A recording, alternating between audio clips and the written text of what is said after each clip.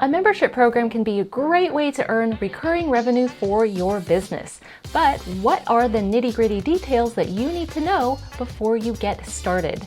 In this video, you'll learn what goes into marketing a membership site and why it's so different from other products such as online courses.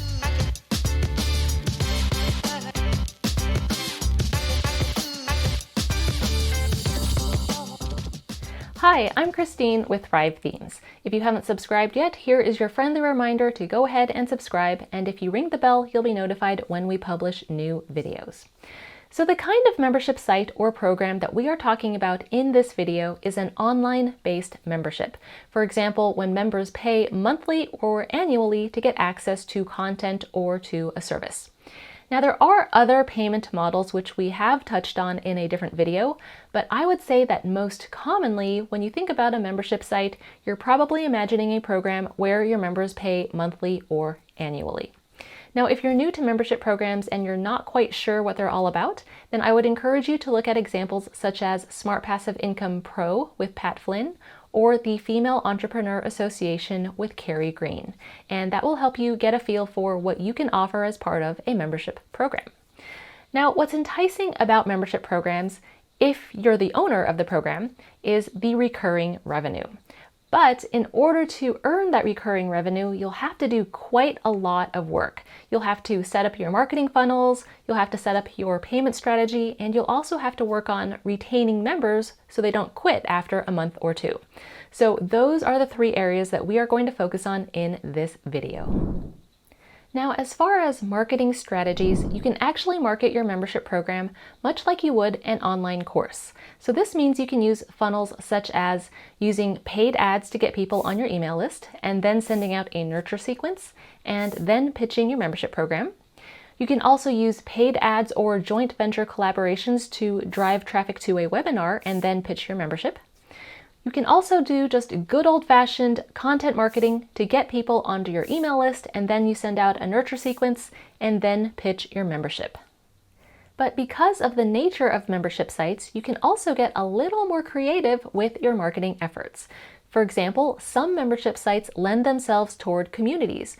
So you can think in terms of, where do communities of my ideal audience exist? So maybe you can do something like make Facebook groups a part of your marketing strategy.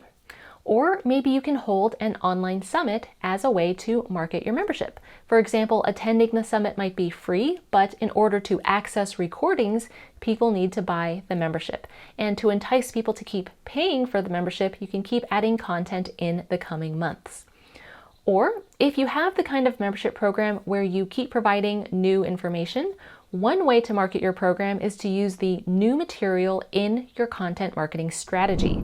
So you can publish a blog post that is for your members, but you can make part of the post be free for non-members. And so in order for people to read the rest of the post, they must sign up for your membership.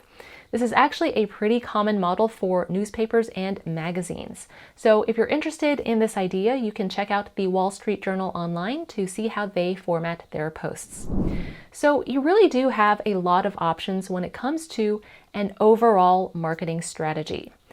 Now, as far as which one is best, it really boils down to which one is right for your particular business at the time. So for example, if you already have a website and you publish either written, video, or audio content regularly, then starting with a regular content marketing strategy is probably going to be the easiest route for you. And then you can always add in paid ads, webinars, joint ventures, or an online summit at a later date. Now, I'd also like to mention the importance of testing to find out which funnel is right for your business. With membership programs, because you're relying on new customers to sign up every single month to keep your revenue coming in, and because funnels are largely automated after you set them up, it's really important to test different strategies before you commit and you start relying on that income. So take the time to set up funnels, test them to make sure they work, and test them against each other to make sure that you're getting as many conversions as possible. Next, what is the best strategy for getting people to sign up for your membership program? In a previous video, we talked about different pricing models, and the strategy that I like best as a marketer is the low dollar amount trial. Here's how it works. So let's start with a sales page for a membership program, and we are offering a low dollar amount trial, something like $1 up to maybe $7, and it gives people access to the membership program for 7 days. Now here's the deal. If people cancel their membership on day 1, day 2, day 3, anywhere up to day 7, then they're only charged the low dollar amount, whatever that might be. But on day 8, if they do not cancel, then they are charged the full amount of the membership at the monthly rate. And of course, you do need to make this clear on the sales page and also on the checkout page. So when people sign up for the trial, they are then taken to the checkout page, and after completing checkout, they can then access the membership program. Now, what's nice about this strategy is that for the customer, they can try out the program to see if they like it before making an expensive commitment. Also, the trial feels like a small commitment because it's such a low dollar amount, and because the payment processor already has the customer's credit card information, if the customer decides to stay on as a monthly member, this funnel removes the pain of having to sign up and input their credit card information all over again. So if the customer likes the program, they don't have to do a single thing. The trial just automatically rolls into a monthly membership. Now, this funnel can also be enhanced with 2 optional steps. The first optional step is, instead of starting your funnel with the sales page offering a low dollar amount trial, you can add an offer for a lead magnet in front of it. So people are initially attracted to the free lead magnet. They sign up for some kind of freebie, which puts them on your email list, but then when people submit the sign up form, instead of showing a confirmation page, they are brought to the sales page for your membership program trial. The reason why funnels like this work so well is because people are looking for a solution to a problem. And while the lead magnet offers a quick win in the direction of solving that problem, the membership is positioned as a full step-by-step hand-holding solution. So it appears super enticing to those who are serious about solving that problem and who want answers right away. Positioning this low dollar amount product right after a free lead magnet is what's called a tripwire in the marketing world. Now, I know that sounds like a trap, but remember, you should always give your customers the option to say no thank you to your offer. The second optional step is right after the checkout page. Instead of taking people to the members area right after they sign up for your trial, you can try offering new customers the annual membership at a deep discount. And because people have already input their credit card information by the time they reach this point, this would be considered a one-click upsell. So all they have to do is click the button to accept the offer, and they are on their way.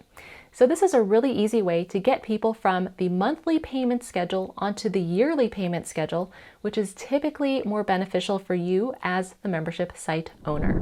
And again, it's very important to give your customers the option to say no thank you if they don't want this offer. So this strategy is where I would start for a membership program, but that doesn't mean that it's going to be the best strategy for all audiences and for all businesses. As with everything in marketing, always test to see what works best for you. Next, let's talk about customer retention. I cannot emphasize this enough. Memberships are typically very, very difficult to maintain because the amount of churn, which is basically the amount of people who cancel every month. And so this means that you, as the membership site owner, will have to work really hard to keep your members on board. Now, understanding churn can be a bit confusing.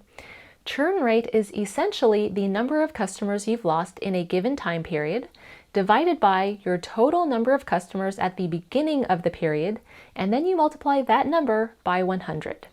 So if you had 100 customers at the beginning of a given period, and you lost 30 by the end of that period, then your churn rate is 30%.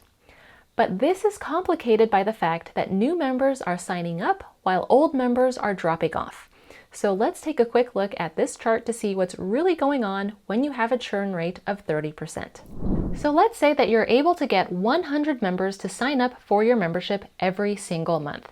So if you launch at the beginning of January, we will assume that at the end of January, you have 100 members.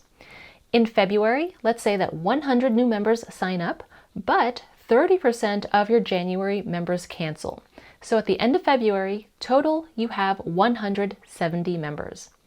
In March, again, you add 100 new members, but 30% of your February members cancel, leaving you with 70 from February, and 30% of your January members cancel. So at the end of March, you now have 219 members. Now let's move on to April. So in April, let's say that you add 100 members, but 30% of your March subscribers cancel, 30% of your remaining February members cancel, and 30% of your remaining January members cancel. So your total members at the end of April is 253. What I'd like you to notice is how your rate of increase from month to month is actually decreasing.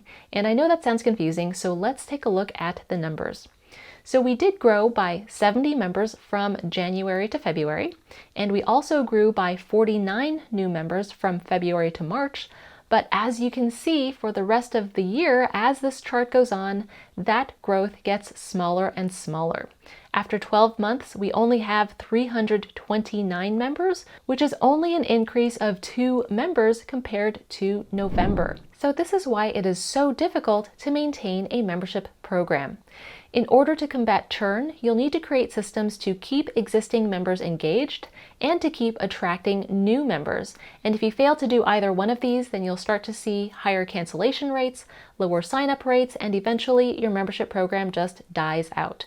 So you have to keep marketing your product. But the good news is that because you're watching this video, you are now aware that this is something to watch out for, and so you can do something about it. So what can you do to keep your membership program not just alive, but hopefully thriving? Number one, you can establish clear funnels that lead to pitching your membership program. So it's super important that you essentially create a marketing machine with all of your funnels. It's going to be easiest on you if they are completely automated. And as I mentioned earlier, make sure that you test which funnels convert best for your business.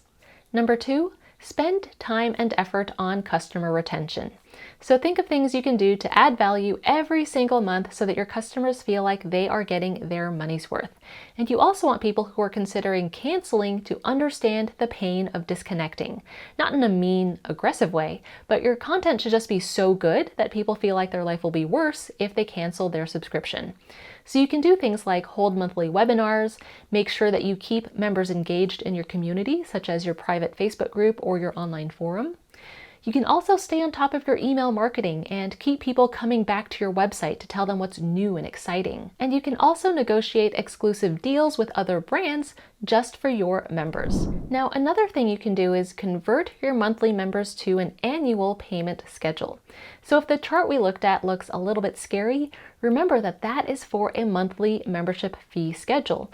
So you can implement funnels to get people who are on the monthly payment schedule to convert to a yearly payment schedule. And I'll show you the numbers very briefly.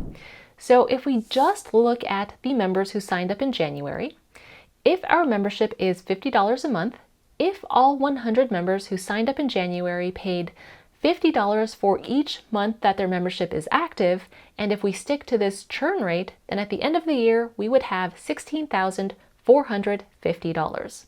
But what if those 100 members all paid for an annual membership in January, and let's say that our yearly membership fee is $500, and we are giving people a discount so that you get 2 months free for paying annually, then in that case, we would have $50,000. That's a huge difference. And even if people stop using the membership after a few months, well, they've paid for the entire year, so it doesn't hurt your business nearly as much. Although it doesn't mean that you don't need to focus on customer retention, because you still do want people to maintain their membership for the next year.